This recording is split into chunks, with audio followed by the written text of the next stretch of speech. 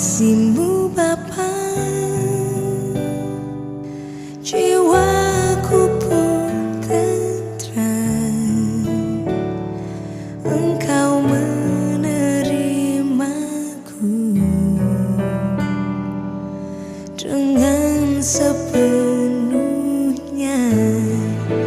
walau dunia melihat rupa, namun Kau memandangku sampai kedalaman hatiku. Tuhan, inilah yang ku tahu, Kau mengenal hatiku jauh melebihi semua yang terdekat sekalipun. Tuhan, inilah yang ku mau, Kau menjaga hatiku supaya kehidupan memancar senantiasa.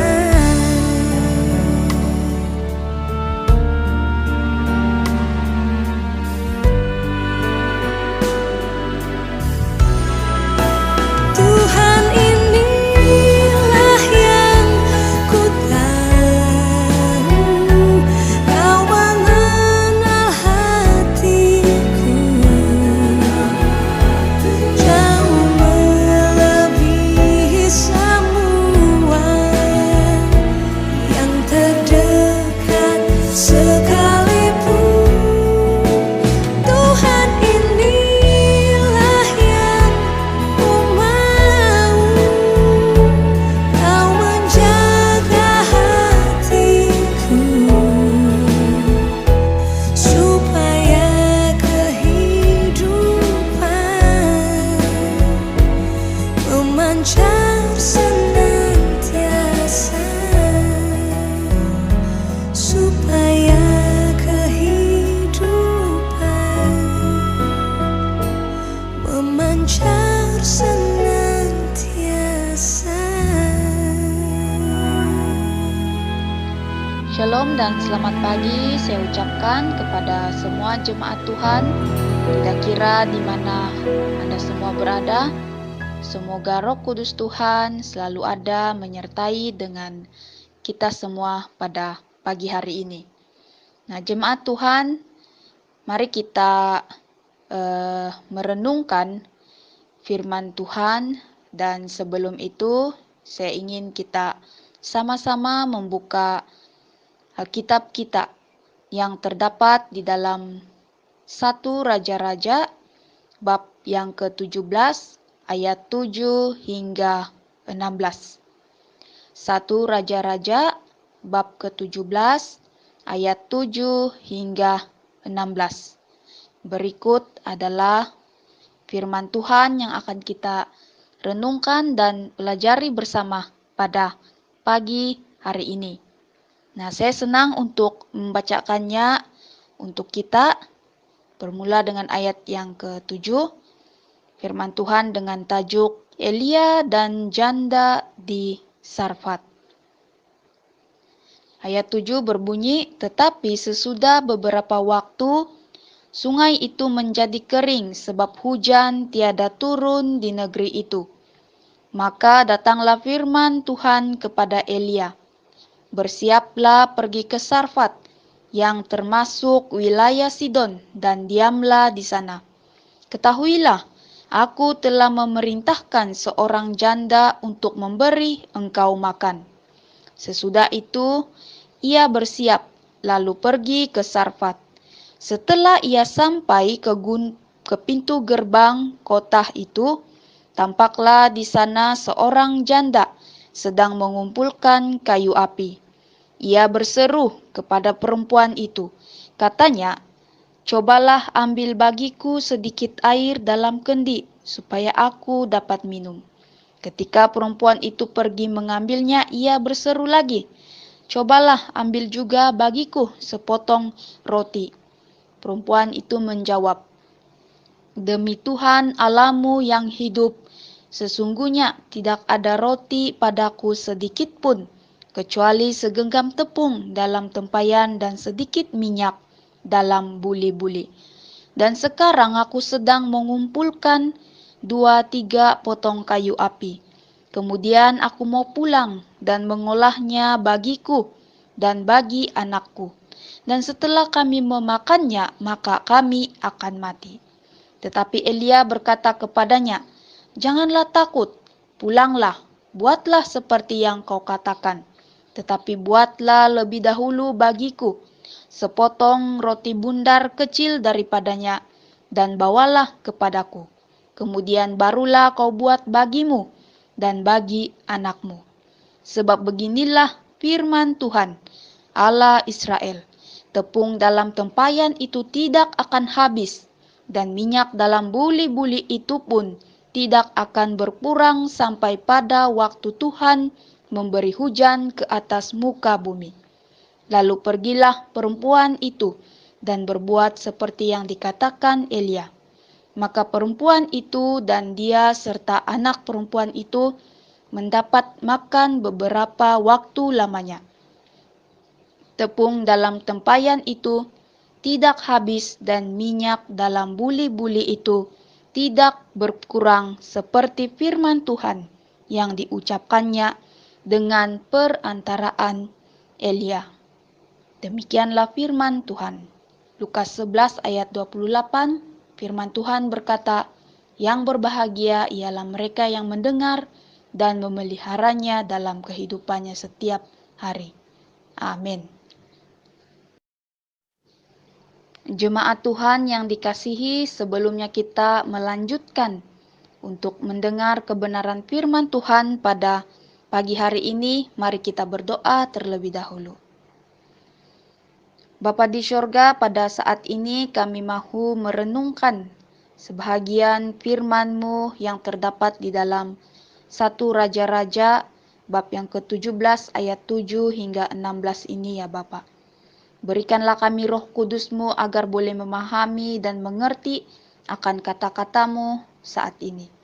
Kuasailah hati dan pikiran kami agar kami boleh menumpuhkan sepenuhnya melalui ibadah ataupun renungan singkat ini, ya Bapa di sorga. Kami percaya Engkaulah yang terus berkuasa atas kami, dan kami serahkan masa ini, kiranya Tuhan memberkati. Berbicaralah kepada kami saat ini ya Tuhan, karena kami siap untuk mendengarnya. Dalam nama Tuhan Yesus kami berdoa. Amin. Nah, jemaat Tuhan, pada hari ini saya ingin mengajak kita untuk belajar dan renungkan bersama firman Tuhan ini dengan tema berkat di masa sukar. Nah, ayat firman Tuhan hari ini mengisahkan tentang Nabi Elia, yaitu orang Tisbe dari Tisbe Gilead. Elia hidup pada zaman perantaraan antara bangsa yang menyembah Allah dan bangsa yang menyembah Baal. Elia juga merupakan utusan Allah dan ditugaskan untuk menyedarkan dan memanggil bangsa yang tidak taat itu untuk kembali menyembah Allah. Itu kita lihat dalam 1 Raja-Raja bab 18 ayat 21. Sebagai utusan Allah juga, Elia menyampaikan firman kepada Ahab dengan berkata, "Demi Tuhan yang hidup, Allah Israel yang kulayani, sesungguhnya tidak akan ada embun atau hujan pada tahun-tahun ini, kecuali kalau kukatakan." Ini kita dapat baca di dalam 1 Raja-Raja bab 17 ayat 1. Nah, jemaat Tuhan, siapakah Ahab? Ahab adalah raja atas Israel yang memerintah di Samaria selama 22 tahun. Tetapi Ahab melakukan hal yang jahat di mata Tuhan, termasuk beribadah kepada Baal dan sujud menyembahnya. Ahab juga membuat mezbah untuk Baal dan juga patung Asyera, sehingga hal itu menimbulkan sakit hati Tuhan Allah. Ini kita boleh baca di dalam 1 Raja-Raja bab 16 ayat 29 hingga 33. Nah, jemaat Tuhan yang dikasihi dalam Tuhan Yesus Kristus. Hal itu tidak wajar dilakukan dan melanggar hukum Allah yang pertama, yang menyatakan jangan ada padamu Allah lain di hadapan Allah. Jangan sujud menyembah atau beribadah kepadanya, termasuk jangan membuat patung yang menyerupai apapun. Sebagaimana yang tercatat dalam Keluaran 20 ayat 3 hingga 6. Maka melalui perantaraan Nabi Elia, Allah berfirman bahwa tidak akan ada embun atau hujan sebelum waktu yang ditetapkan. Ini juga merupakan hasil doa Elia yang sungguh-sungguh. Kita lihat dalam Yakobus 5 ayat 17. Dan sebagai suatu hukuman bagi mereka yang menganggap Baal dan patung Asyerah itu adalah dewa-dewi yang bertanggung jawab memberi hujan dan kesuburan pada tanaman.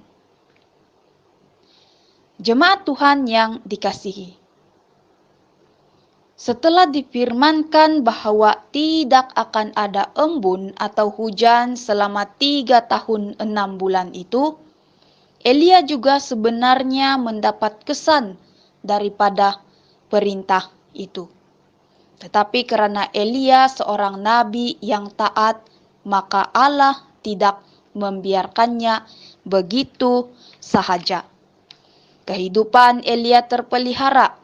Bahkan Elia mendapat sumber air di sungai Kerit. Pada waktu pagi dan petang akan ada burung-burung gagak yang membawa roti dan daging kepadanya.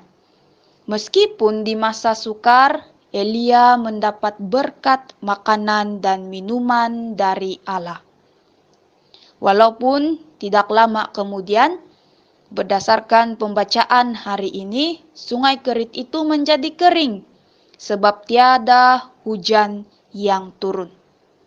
Sekali lagi, Tuhan menyediakan yang Elia perlukan untuk terus hidup di masa kering itu. Kali ini Elia diarahkan untuk bersiap dan pergi ke Sarfat dan tinggal di sana. Dan di Sarfat akan ada seorang janda yang akan memberinya makan dan minum.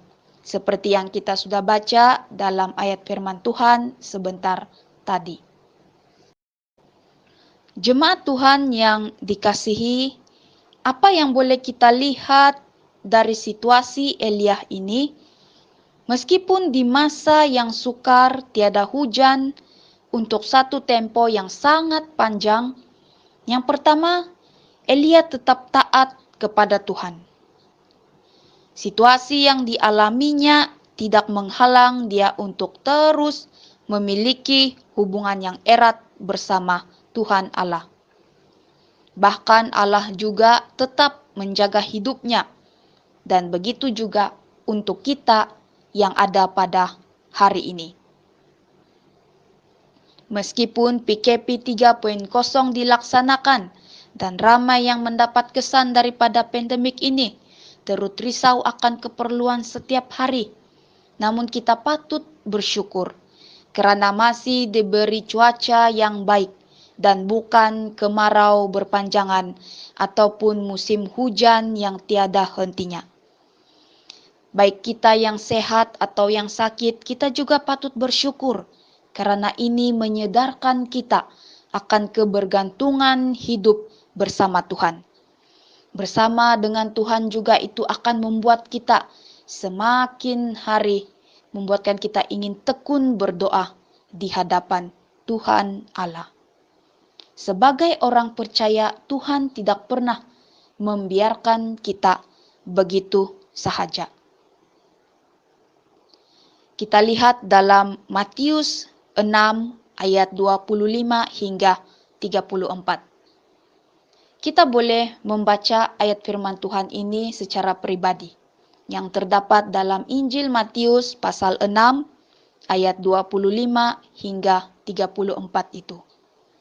Namun secara singkatnya firman Tuhan itu menyatakan, "Pandanglah burung di langit yang tidak menabur dan tidak menuai dan tidak mengumpul bekal dalam lumbung, namun diberi makan oleh Bapa di surga. Bukankah kita ini melebihi burung-burung itu?" Jemaat Tuhan, ayat ini bukan berarti kita hanya duduk diam dan tunggu makanan jatuh dari langit. Tidak, sudah pasti tidak. Tetapi hampir setahun lebih, pandemi COVID-19 ada bersama-sama dengan kita. Tinggal bersama dengan kita. Ada di dalam negara kita, negeri kita, maupun wilayah kita. Bukankah seharusnya kita sudah belajar sesuatu daripadanya? Hal ini bukan lagi menjadi suatu hal yang baru bagi kita. Pasti dalam kehidupan kita sudah berhemat dalam berbelanja, mengurus perbelanjaan dengan baik. Bahkan kita melebihi burung-burung di udara yang diberi tenaga dan kemampuan untuk berpikir. Kalau kita ada tanah seluas meja makan sekalipun, usahakanlah sesuatu di tanah itu. Itulah yang kita pelajari daripada pandemik ini. Meskipun dilihat suatu tindakan yang kecil, tetapi ianya membawa kepada berkat yang besar. Walaupun pihak kerajaan perintahkan kita untuk duduk diam-diam di rumah, tetapi apakah kita menghabiskan waktu kita begitu sahaja dengan berdiam diri, dengan kasihan pada diri sendiri, dan hanya menyerah kepada keadaan? Sesungguhnya banyak berkat yang Tuhan sediakan kepada kita jika kita menyadari hal itu. Jemaat Tuhan yang dikasihi dalam Tuhan Yesus Kristus, hal kedua yang kita boleh pelajari daripada ayat firman Tuhan ini adalah ketika Elia meminta sepotong roti dengan janda itu. Janda itu menjawab, "Demi Tuhan yang hidup, sesungguhnya tidak ada roti padaku, sedikit pun kecuali segenggam tepung dalam tempayan dan sedikit minyak dalam buli-buli. Dan sekarang aku sedang mengumpulkan 2-3 potong kayu api, kemudian aku mau pulang dan mengolahkannya bagiku dan bagi anakku. Dan setelah kami memakannya, maka kami akan mati." Demikian di dalam 1 Raja-Raja bab 17 ayat 12. Jemaat Tuhan yang dikasihi dalam Tuhan Yesus. Ini jelas menggambarkan situasi janda itu dan anaknya. Seorang janda yang kehilangan suami dan tiada tempat bergantung. Mereka sangat kekurangan. Bahkan bekalan makanan yang mereka miliki itu pun tidak cukup untuk meneruskan hidup. Secara logiknya, segenggam tepung pun itu tidak cukup untuk 3 orang makan. Nah, jemaat Tuhan yang dikasihi, ada waktunya keadaan kita juga seperti janda itu dan ada juga keadaan kita seperti Elia yang memerlukan makanan itu. Kita berada dalam kekurangan, kita juga ingin menolong tetapi kita tidak mampu. Atau kita ingin meminta pertolongan tetapi kita tidak tahu siapa yang boleh menolong kita. Kadangkala ada waktunya juga kita berfokus kepada keperluan diri kita maupun keluarga kita, sehingga kita terabai dengan mereka yang betul-betul memerlukan pertolongan saat itu. Mari jemaat Tuhan, kita belajar sesuatu dari kisah ini. Fokuskan hati dan pikiran kita kepada Tuhan Allah dan bukannya fokus kepada permasalahan kita. Tetap imani Tuhan Allah meskipun nampak mustahil. Sama ada kita seperti janda itu atau seperti Elia yang berkongsi berkat atau menerima berkat, ianya dari sumber yang sama. Dalam 1 Raja-Raja bab 17 ayat ke-13 hingga 16 itu, Elia memberi kata semangat, keyakinan imannya kepada janda itu, bahwa tepung itu tidak akan habis, bahkan minyak tidak akan berkurang, sampai pada waktu Tuhan memberi hujan ke atas muka bumi. Elia bukan saja dapat makan dan minum, malah perempuan dan anaknya juga menjadi seorang yang percaya kepada Allah. Malah bekalan makanan juga tidak akan habis, sesuai yang difirmankan oleh Tuhan Allah itu. Sebagai kesimpulannya, jemaat Tuhan yang saya kasihi dalam Tuhan Yesus Kristus, Tuhan sesungguhnya mempercukupkan segala keperluan kita. Bukan sahaja keperluan jasmani, tetapi juga keperluan rohani kita. Ketaatan dan hubungan kita dengan Allah adalah kunci untuk mengubah situasi buruk menjadi situasi yang penuh dengan berkat. Kita mungkin kehilangan pekerjaan, pendapatan semakin berkurang, kesehatan merosot, tetapi janganlah kita kehilangan sumbernya, yaitu Allah Bapa di sorga yang menyediakan segala yang kita perlukan. Kalau kita kehilangan Tuhan Allah sebagai puncak sumber kehidupan kita, maka kita akan kehilangan segala-galanya.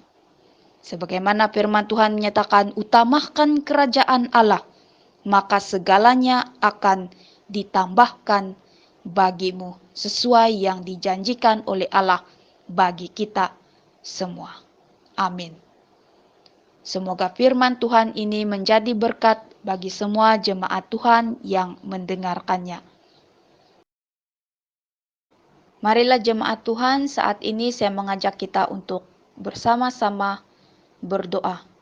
Apapun yang ada di dalam hati dan pikiran kita, kita serahkan itu semua ke dalam tangan Tuhan. Dan biarlah Tuhan yang terus menjawab setiap doa-doa kita sesuai rencananya bagi kita semua. Mari kita berdoa dan saya pimpin kita dengan suara yang kedengaran. Tuhan Allah Bapa di sorga, segala puji syukur, terima kasih ya Tuhan. Untuk firman-Mu yang telah kami dengar dan belajar bersama itu. Kami akui keadaan kami pada hari ini semakin membuatkan kami berasa lemah dan ada waktunya membuatkan kami tidak tahu hendak berbuat apa. Tapi kami percaya ya Bapa, Roh Kudus-Mu selalu ada bersama dengan kami dan memberikan kami hikmat dan kebijaksanaan agar boleh mengerti akan tujuan dan kehendak-Mu bagi kami. Dan kami berdoa ya Bapa, meskipun di saat keadaan kami yang begitu sukar, ajarilah kami juga ya Tuhan untuk saling memperhatikan mereka yang ada di sekeliling kami. Jauhkanlah kami daripada sikap pentingkan diri sendiri ya Bapa di sorga. Sebaliknya biarlah kami juga boleh menjadi berkat di masa-masa yang sukar ini. Kami percaya ya Tuhan, meskipun di dalam keadaan yang sukar ini, berkat-Mu selalu ada bagi kami. Baik itu berkat jasmani ataupun berkat rohani, kami percaya Engkau menyediakan sesuai yang apa kami perlukan. Terima kasih ya Bapa di surga. Saat ini kami terus berdoa ya Bapa. Semoga firman-Mu ini terus meneguhkan lagi iman kami, menguatkan lagi setiap kami yang telah mendengar firman-Mu ini, dan biarlah Roh Kudus-Mu juga selalu ada beserta dengan kami, sehingga mengajar kami untuk tetap bersandar penuh kepadamu. Terima kasih ya Bapa di surga. Kami juga berdoa untuk hari kami yang akan datang ini. Meskipun ibadah akan datang masih dilaksanakan secara atas talian, tetapi kami serahkan segalanya itu ke dalam tangan-Mu ya Bapa. Ajarilah kami untuk pakai waktu kami ini dengan penuh dengan bijaksana. Dan kami berdoa semoga pada hari-hari yang akan datang kami dapat beribadah kembali bersama-sama di gereja bersama dengan saudara seiman kami, ya Bapa di surga. Terima kasih Tuhan, terpujilah nama-Mu. Kami juga berdoa saat ini menyerahkan mereka yang berada dalam kelemahan tubuh. Kiranya Tuhan menjamah mereka, memberkati mereka, baik yang berada di hospital, di rumah, ataupun di tempat pusat kuarantin. Dimanapun keberadaan mereka ya Bapa, Engkaulah yang menjamah mereka, menyembuhkan mereka, dan pakailah setiap tangan-tangan dokter yang merawat, obat yang mereka makan itu, agar mereka disembuhkan dari sakit penyakit yang mereka alami ya Bapa di surga. Engkaulah tempat sandaran kami dan tempat kami berharap, dan kami percaya tangan kasih-Mu lah yang selalu ada buat mereka semua yang saat ini berada dalam kelemahan tubuh. Terima kasih Tuhan, terima kasih ya Bapa di surga. Kami serahkan juga untuk hari-hari kami yang akan datang ini, di mana kami akan kembali bekerja, menjalani rutin harian. Semoga Tuhan melindungi kami, menjauhkan kami daripada segala sakit penyakit yang tidak kelihatan ini, dan semoga kami juga terus menggunakan hari kami dengan bijaksana dan tidak menyia-nyiakan waktu dengan begitu sahaja ya Bapa. Dan kami serahkan untuk seluruh rakyat Malaysia juga ya Bapa, agar sama-sama berkomitmen dalam mentaati SOP yang ditetapkan oleh pihak kerajaan ini. Dan semoga pandemi COVID-19 ini juga akan berakhir dengan segera dan dilenyapkan dari negara kami Malaysia, bahkan seluruh dunia ini juga ya Bapa di surga. Terima kasih Tuhan, terima kasih. Kami serahkan doa ini ke dalam tangan-Mu ya Bapa. Engkaulah yang menjawabnya sesuai dengan rencana dan kehendak kami. Dan masih banyak yang ingin kami ungkapkan, tetapi semoga Roh Kudus Tuhanlah yang terus ada bersama dengan kami dan menjawab setiap doa-doa kami ini ya Bapa. Terima kasih Tuhan, kami satukan seluruh doa ini hanya dalam nama Tuhan Yesus Kristus. Kami mengucap syukur dan berdoa. Amin. Terima kasih kepada semua jemaat Tuhan. Sampai jumpa lagi pada minggu akan datang dalam ibadah online kita.